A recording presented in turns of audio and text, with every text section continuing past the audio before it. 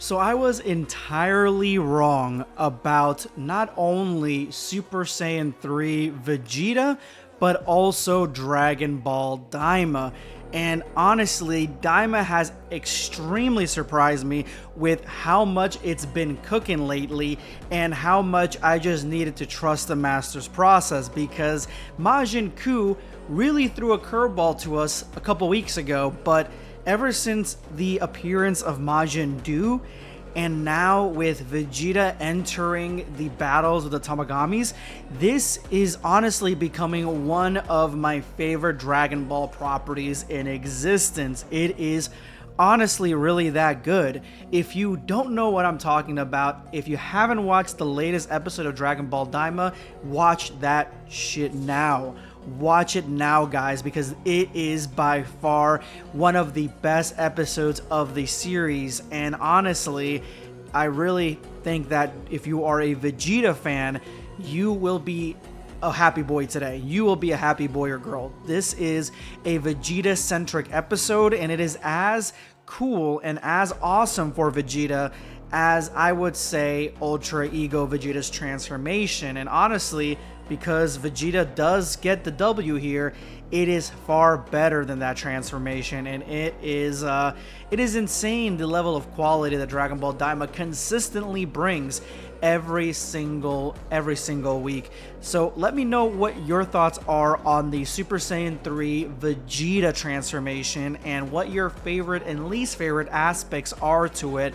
But first of all, Dragon Ball Daima, this is a full apology for just generally losing interest at some point where I wasn't really caught up to it because it was more of an adventure story. And then when I finally did catch up to it, it was selling me on every single front. The story is building up slowly and nicely. Everything seems to be leading to something evenly. A lot of lore, a lot of really cool character interactions, a lot of Vegeta acting the way that we see him in Dragon Ball Super, not Dragon Ball Z.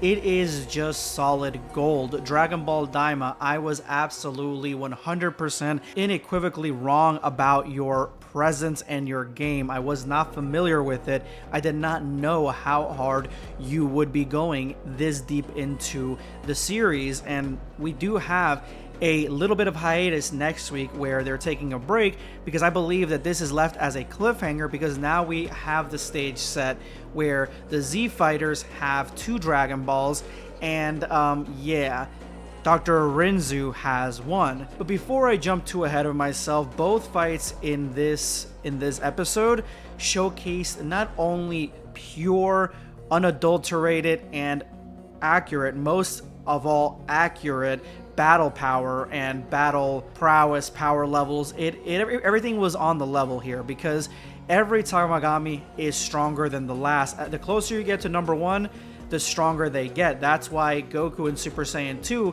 could easily defeat the first Tamagami. And then we have Majin Ku not being able to even go toe-to-toe at all with the first one, because the first one is the strongest. So the buildup of power, because we're kind of going from the first universe, first demon world, to Goku and Vegeta and the gang. And then from Goku's perspective, we're going from the third demon world all the way to the first demon world. It's honestly all going ahead and about to collide. We are about to get Goku and Vegeta and the gang versus Majin Doo, who I think will inevitably transform in some sense. But Majin Doo, as we've seen here, is clearly stronger than the Tamagami in the first demon world, meaning that the little bit of Boo power that he has, I mean, it is quite a bit, but the bit that he has that created this creature is stronger than this, meaning that if that Tamagami is stronger than the second one, and the second one completely outclassed Super Saiyan 2, but was not as strong as Super Saiyan 3, the power scaling, the accurate power scaling, would mean that the first Tamagami would be a good match for Super Saiyan 3, either Vegeta or Goku, but it would not be a complete blowout like the second Tamagami was against Vegeta. It isn't a complete blowout, so more than likely I would power scale that the Super Saiyan 3 transformation is on the same level, but a little bit stronger than the first Tamagami. But we saw how strong Doo is. easily wiping the floor with this guy. He can easily evade him. He doesn't take things too seriously. His power levels are strong enough to use Ki Blast that really severely injure this guy. And at the end of the day, it was really cool to see just like that Kid Buu, silly Majin Buu type of escapades that we really don't get in Dragon Ball anymore, and we didn't really get it until Buu faced off against Moro. But these matches are happening at the exact same time, and we see that Vegeta really needed Super Saiyan 2 to get out of the Kraken's mouth, at least effortlessly like the way that he did, showing that the transformation, their mini bodies, everything like that, like it all seems extremely realistic, and the power scaling is honestly is what really is sending me here. It's what really is driving me. I love when shows accurately portray power scaling. Dragon Ball Super did not do a good job in that. Dragon Ball Super Broly, in my opinion, did. Dragon Ball Super Superhero did it as well, and then the manga has been keeping up with that accurate power scaling 100%. Dragon Ball Z kind of was all over the place, but Dragon Ball Daima does not suffer from that. Dragon Ball Daima has accurate power scaling, which is something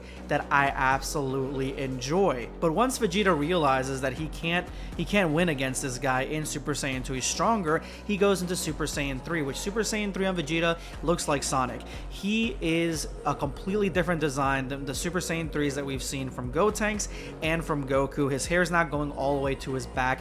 He is looking honestly exactly like the original artwork from Akira Toriyama. He looks exactly like that, and I know that's what Toriyama used to reference the Super Saiyan 3 transformation for Vegeta. And Super Saiyan 3 Vegeta completely outclasses the Tamagami, and he fights him without really using his hands. He uses mostly his legs, showing that where that fighting leg movement comes from with Gogeta and Vegito. It comes from the Vegeta side. Vegeta can easily, effortlessly, completely dominate this fight in Super Saiyan 3, and it doesn't really seem like he has any sort of power drain from the Super Saiyan 3 transformation, which is the issue with that transformation. And I do believe that Super Saiyan 3 Vegeta is better collecting and accurately using that power inside his body from Super Saiyan 3's transformation than Goku was. Goku was wasting a lot more of that energy. But this is where I am going to explain why I'm saying that I was wrong about Super Saiyan 3 Vegeta, because originally I thought two things. Number one, Super Saiyan 3 Vegeta was going to be the exact same thing as Super Saiyan 3 Goku, aesthetic wise, the way he moved, his fighting style, everything, and that we would never really see it because it's a waste of time, it's a waste of transformation. Vegeta kind of says as much when he's facing off against Trunks, that he doesn't really need to go into that transformation, it's outdated, but at that point he is in Super Saiyan Blue. Well, right now this couldn't be further from the truth, because now we see how Vegeta fights in Super Saiyan 3. He fights like Gogeta, he fights like Vegito. We see that he has a better handle in the holding that power and not letting it go to waste, so he is more effortlessly using Super Saiyan 3. And lastly, we see that his design is completely different than Goku's. He's got a unique design that to me is absolutely perfect. It's a mixture of what that original Super Saiyan 3 Goku design was by Toriyama, and kind of like Beast Gohan, but not as exaggerated as Beast Gohan. I think that it is a awesome design, a great transformation, my favorite moment so far in Dragon Ball Daima, and I'm so glad that Vegeta was given this win and that Toriyama gave us a actual absolute win from Vegeta. I mean, he even got the bonus question right. He is on fire here, and honestly, Majin Buu was doing great as well, and even at the end we see that there is a brotherhood with Majin Buu, which makes Majin Buu so much better, where he is the one getting him chocolate, taking care of him. He's the one boasting him. He doesn't care that Dr. Orenzu is just talking smack for no reason to him, and he was the one that gave Majin Buu the answer at the end to get the Dragon Ball. And the last thing that I really loved about this episode, guys, is that finally we get like the actual Demon King and his, I don't know, advisor. We finally get them noticing that Dr. Arinzu was going for the Dragon Ball in this Majin world, in this demon world. And this is something that's cool. I love it when there are separate factions of evildoers that are kind of battling against each other for the same or similar goals. That's always something that I've loved in any animation story. I love when evil villains are fighting against each other, and I actually do like it when heroes are competing against each other, but in this case, we have the heroes united for the most part, besides Glorio, and we have the Dr. Rinzu facing off against Tamagami to try to take those Dragon Balls and try to take the Dragon Balls from Goku as well.